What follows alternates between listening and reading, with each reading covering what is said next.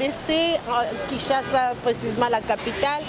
Et nous sommes là sur la ville à Gombe, nous sommes sur Batetela et boulevard du 30 juin.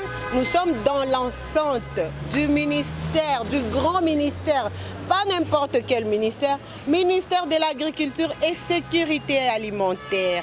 D'où ce ministère a eu la vision, et dans la vision du chef de l'État, il a créé ces beaux et grands projets qui s'appelle Assiette du peuple. L'assiette du peuple, c'est quoi? C'est un marché agricole. Na tekaka biloko ba Congolais, na bukaka, na lonaka, na fabrikaka baji ya ba Congo. Il y a mafuta ya Coca-Cola, il y a mafuta ya kolambela ndunda, naza Congolais, na Kinshasa. Na ba ville périphérique ya Kinshasa na salaka production locale na tekaka loso eza plastique te na lonaka loso nanga ya loja na lonaka loso nanga ate otetela na lonaka loso nanga ya bumba na lonaka loso nanga ya Kisangani. Donc on a toutes ces variétés de bonnes productions pures bio saines ici à l'assiette du peuple.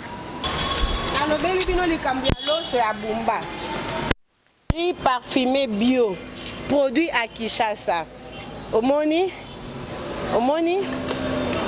Oyope, Eza Semoul, il y a production locale, il y a ba Congolais, Eza chinois, Eza production locale, il y a Madame Hérodile, Yemokwa Lonaka, Yemokwa Nikaka, Yemokwa Transformaka, Yango Ezali Awa. Riz eza standard, eza na soloté. Toza pena riz complet pour na bato basaka régime. Can I have one bag of plastic of rice, a small one? Yes, please. Yeah. Omoni ndenge tolobaka pain complet pour na bato à régime. Oh, pesiko eza riz complet. Eza bio, made by Congolese guy. Le même producteur. Ouais, ça Kaloso Oyo. C'est ce papa là, c'est lui le président de Maraîchère. C'est lui qui fait ces bons riz. Ozoliango ozo kakena zolia loso. Po ba loso mususu eza ozoliango, ozo kanisa ozolia coton, ozo keza na goûter. Ozo kalokwa chingom, voilà. Il y a quelques grands fermiers dans l'assiette du peuple. On a par exemple cette production de Pili Congo. Il y a M. Jean-Luc Luboya. Il y a un grand fermier a évolué aux États-Unis. Mais Erayo Kimbela. Ya mokonzi ya mboka ya tozonga to ya totonge pa na biso atika Amérique nae aya afongola ferme nae na mbakana azana 200 hectares, plus de 200 hectares. Asalaka neti projet nae moko kombo nango farming together.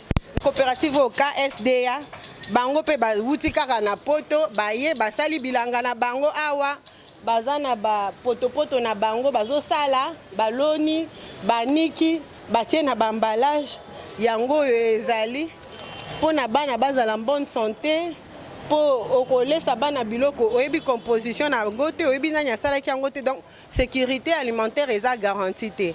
Donc coopérative oyo eza lingomba ya ba mama ba maraîchère basangani ebele bazosala ba mbinzo na bango mbinzo ere yaki ezaki mubesu.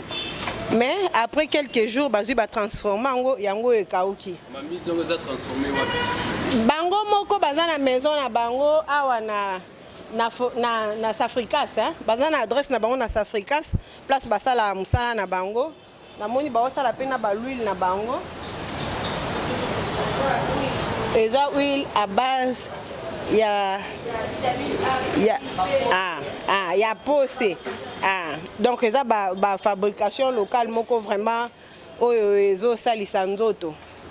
Toza pena biloko ya kitoko ya Congo. Namoni bazana curcuma. Nyonso eza ba production locale. Namoni bazana poudre de gingembre. Oyo eza tangawizi. Produit na bango oyo ekendisaka bango poto pamba yango. Bazana miel oyo. Bazana miel na bango oyo. Miel oyo. Particularité à miel ezali. Particularité à miel oyo eza ata oza diabétique okoko salelango. Okoko salelango eza bien dosé.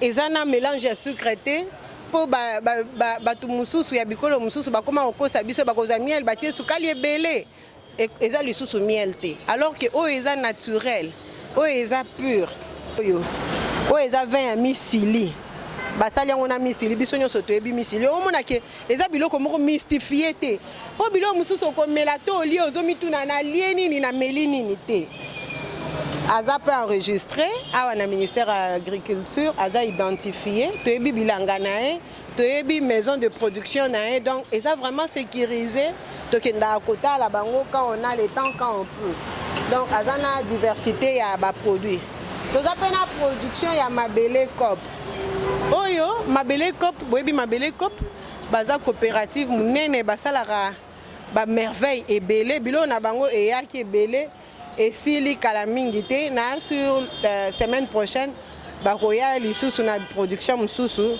ya variété ya baproduit toza pe na café Saki elle fait du bon café local aza pe na bilanga na ye aza pa enregistré na mini agrisa bakendaka ko identifie ndenge nalobaki awa baenregistraka yo bake na bilanga na yo batali musala ozosala batali bacondition de travail ozosala bainterview yo soki oza na besoin ya assistance okoki mpe kozala qualifié kozwa assistance wana café Safi bozomona bino moko ndenge eza bien présenté yo kata solo eza kitoko ozoka vraiment ke eza café pur eza café bio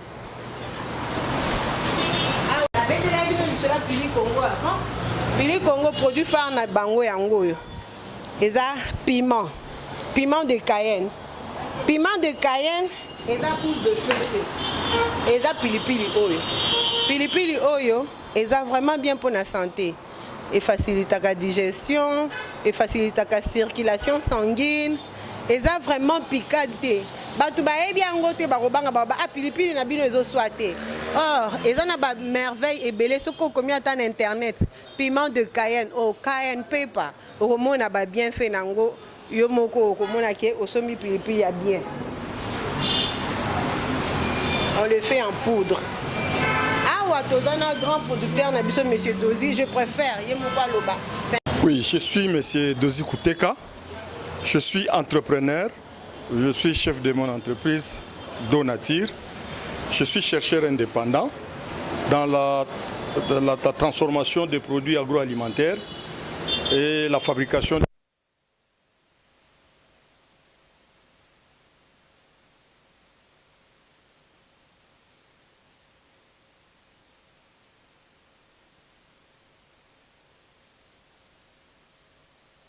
Pourquoi ça? Parce que je pensais que notre pays est trop riche.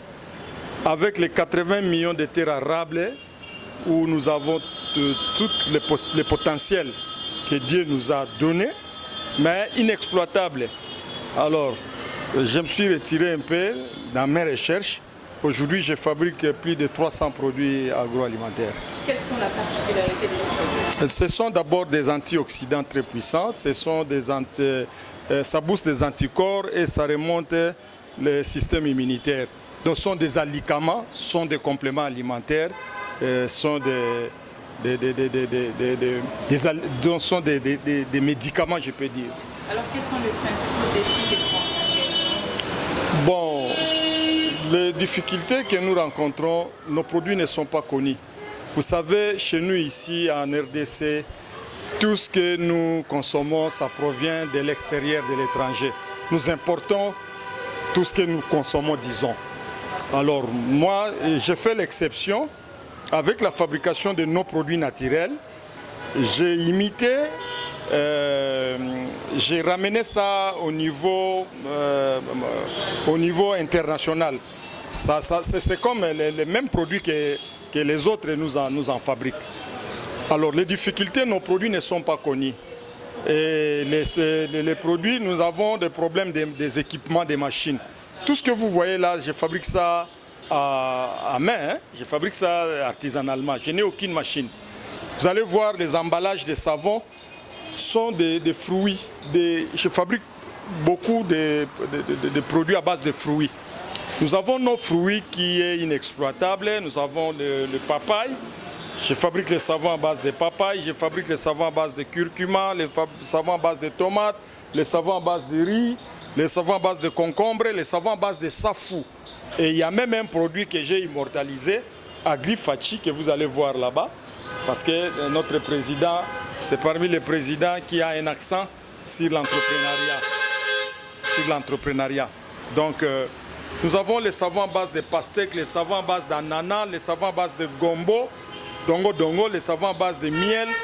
Donc, tout ce que nous consommons comme fruits, nous pouvons en fabriquer les fruits, nous pouvons en fabriquer les jus, nous pouvons en fabriquer les vins, nous pouvons en fabriquer du savon, des tisanes, de la confiture, le lait à base de céréales.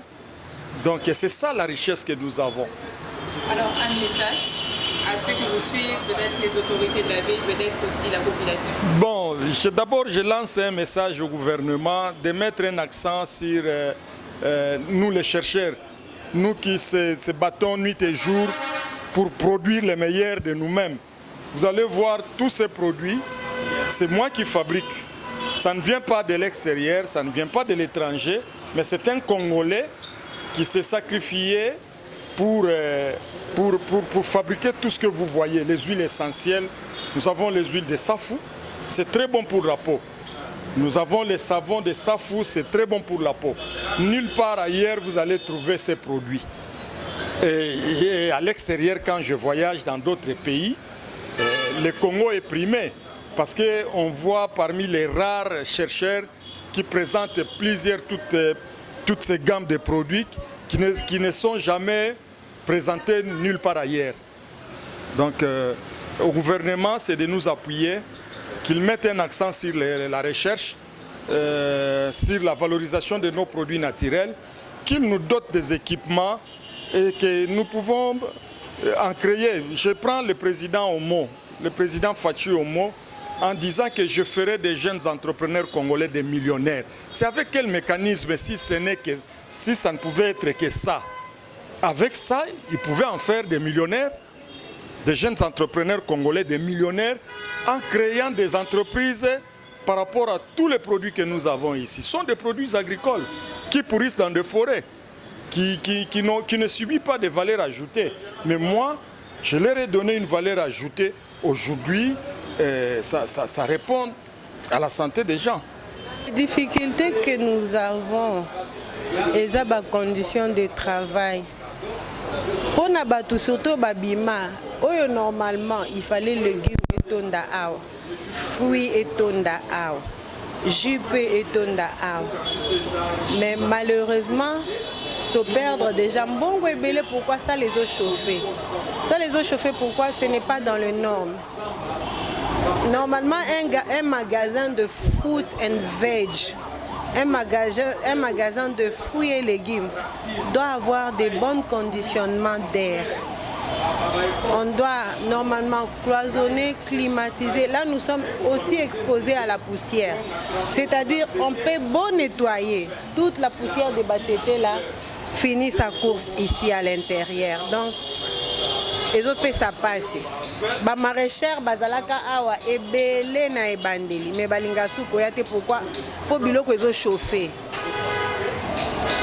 okotanda biloko na tongo koloba 11h omoni ndunda elembi bato bakomi koya batali yango batiki balobi ya ndunda oyo. Mais Dieu merci, on a soumis l'état de besoin à l'actuel ministre, l'excellence Moïndo Zangi. Conditions, en tout cas pour les maraîchers, on n'est pas strict. Pour les maraîchers, on n'est pas strict. Et ça, projet où ils ont partenariat public-privé, l'État a tongi a payé biso ba privé to diriger. Donc, tous un avantage. Normalement, immeuble ya boye na Gombe. Okofute lango mbongo ebele. Pe batu ya l'État et DG whatever, all those DGs. Offices, bato ba bureau misusu babanda ko senga mbongo mpaka pamba mais biso tovandaka a mutotungisa biso azate soki bato ya l'État ba eto bisi bango biso toza ba ndeko na bino eza immeuble ya l'État mais géré parce que autrefois on donnait ce genre d'opportunités aux étrangers au Romona boye ba pesi indien ba pesi libanais mais là, depuis la vision du chef de l'État, la vision du gouvernement d'encourager l'entrepreneuriat, et ça n'a pas service public et belé si gestion n'a pas privé. C'est-à-dire quoi? Individus locaux là yo, ce qu'on offre. Par exemple, batongi bâtiment à l'État, batongi infrastructure moko à l'État, aux en a droit à postuler pour na gérer yango. Et ça pour na ba étrangeté, et ça pour na biso ba na mboka to ndenge président Lobaka, il fera des Congolais des millionnaires wana. Les gens ne doivent pas se dire qu'il viendra nous donner de l'argent porte à porte. C'est par ces initiatives qu'il va nous encourager. Donc, il crée, il nous donne la gestion. C'est à nous de prendre conscience de ses responsabilités et de faire du bon boulot, de présenter un bon résultat.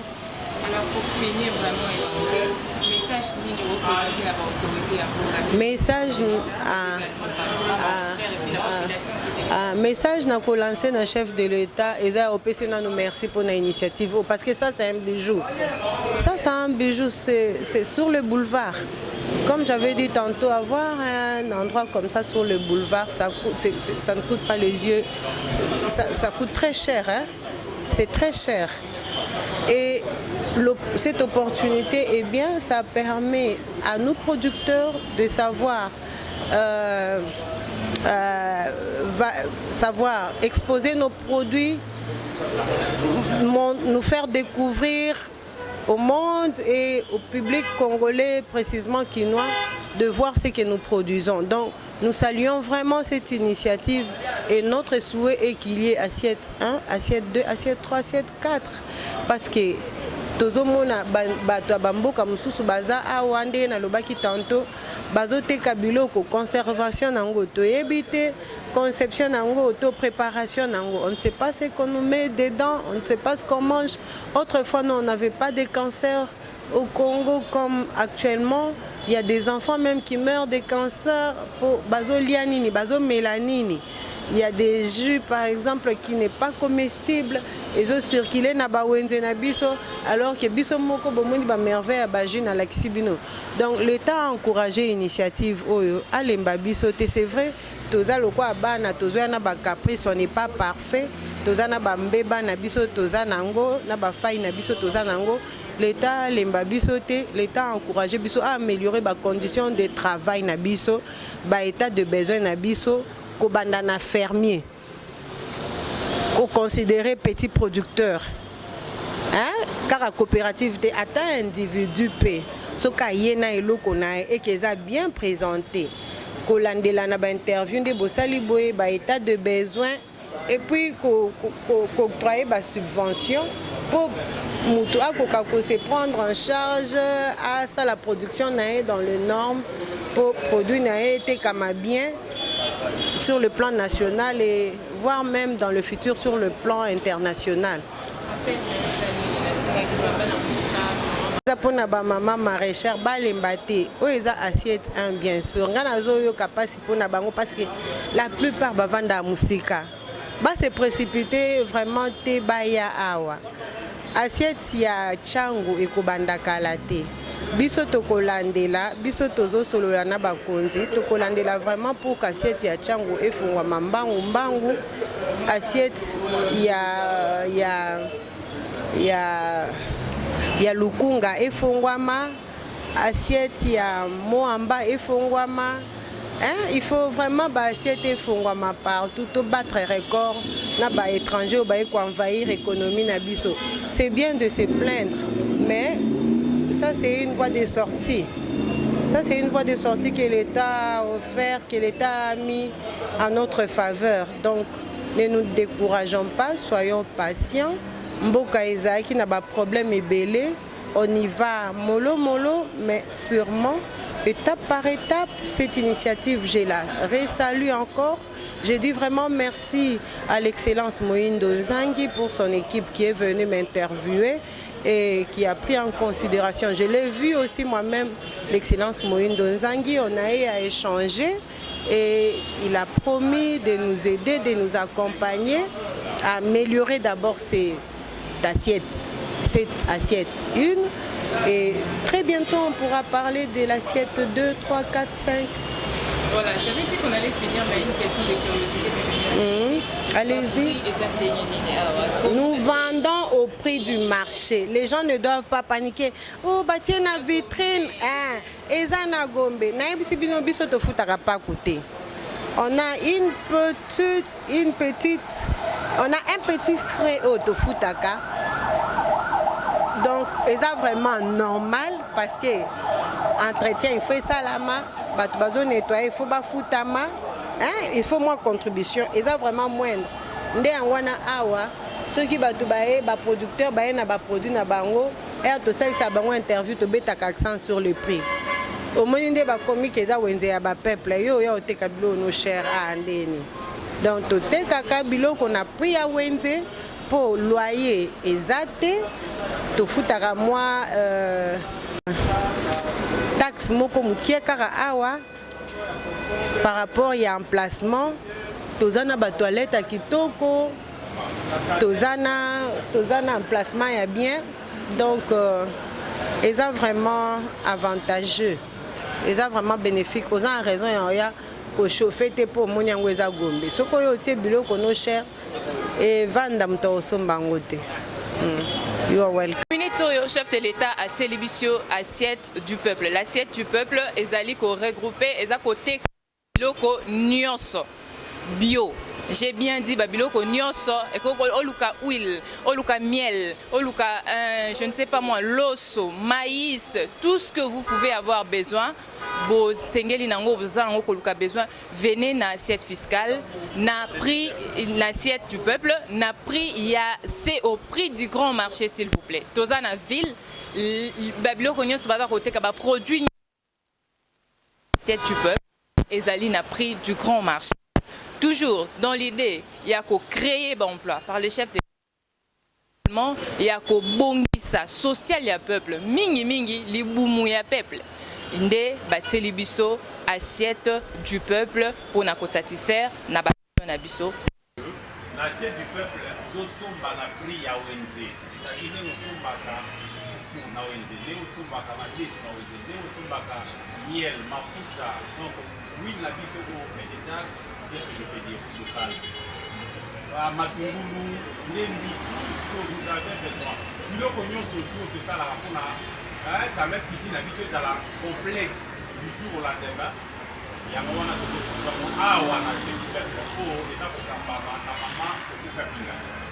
ce qui est très important à souligner est que place au basali ou au basali qui sont à parce que les gens ont tombé.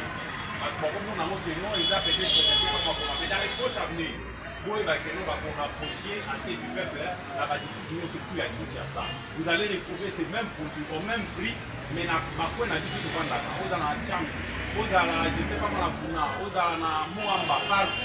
assez du peuple dans ce premier temps. Nous allons avoir des places assez du peuple. Nous il y a que ça positionner la cuisine, mais au prix du marché. Nous bien au prix du marché. Kaka ndenge tosavoir toujours que ba communicateur engagé du chef mieux sur place. So mon équipe ko ekiti ni ko batema na TikTok. Fatu beton ala kabiso ba mabele mingi ba parana ba e ba te. Bo ta ba sika to tela mi pozo mo na bilili ya. To salia wa sur place biloko et salami ko ba congolais. Pe ba zo nyesa banani ba congolais. Bo ko zo musaka ba ko ba congolais. Pour consommer congolais, Boya Awa n'a pas été là. N'a boulevard du 30 juin. Yaka, bêta-moi tout. Au sommet, moi et l'autre, on a bien. J'espère que ma communication est pas l'opinion. On a dit que, après 6 mois d'autres, pour éviter de se faire, après 6 mois d'autres, Boya n'a pas été là. N'a boulevard du 30 juin. Yaka consommer aux alliés congolais. Merci beaucoup.